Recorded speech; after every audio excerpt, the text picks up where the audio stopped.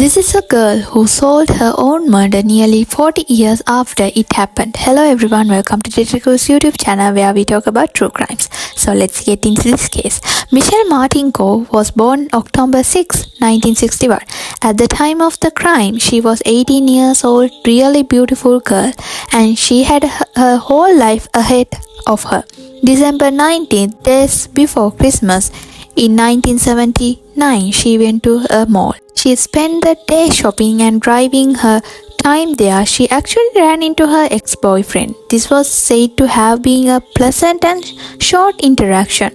When the mall closed, she made her way back to her parking lot and her car was at the far end of it. Before she even had the chance to drive off, someone got in the car with her. The person who entered the car then stabbed her 29th time. This was extremely violent crime.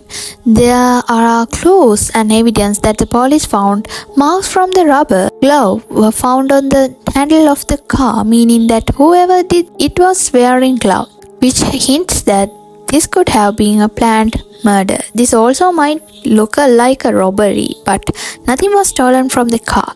There was a blood mark on the gear shift that was tested, and the DNA testing back then was nowhere near what this is now.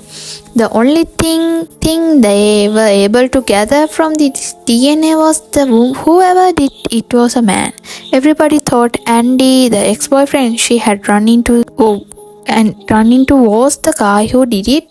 The couple had been together for 2 years before they broke up, so they were really close. All the fingers point to Andy, especially because he was at the mall that day. According to his mother, he was home long before Michelle would have been murdered. Police still looked into him because, they said, mother will go quite far to protect their kids. Other than the fact that Andy was at the mall that day, they had nothing on him. The police basically had nothing, and then the case went cold for a very long time. That's until the year 2005 when an old classmate of hers took over the case. A man named Joe Larson took over the case in 2005. He actually went to school with Michelle. After looking back at the evidence, he realized that Michelle had fought back, and that's why the attacker's blood on the car and the dress she was wearing. Enough that they can get DNA from. They started off by putting his DNA into a police database, hoping that there would be a match, and there wasn't. The case would then basically go cold again until somebody else took it over 2018.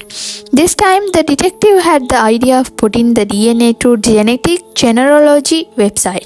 They found a distant relative. Once they had this distant relative, they had to work really hard to build kind of like a family tree to find out who exactly it matched for. And eventually they found a person it's matched to, and nearly 40 years later, he was still alive. He was in his late 60s. He was a family man with a wife, kids, would had lived a full life. He probably thought he had got away with the whole thing, and it wasn't Michelle's ex-boyfriend. It was a man called Jerry Lynn Burns, and they cannot find a single connection between Michelle and Jerry, and they believe that it was probably a random attack.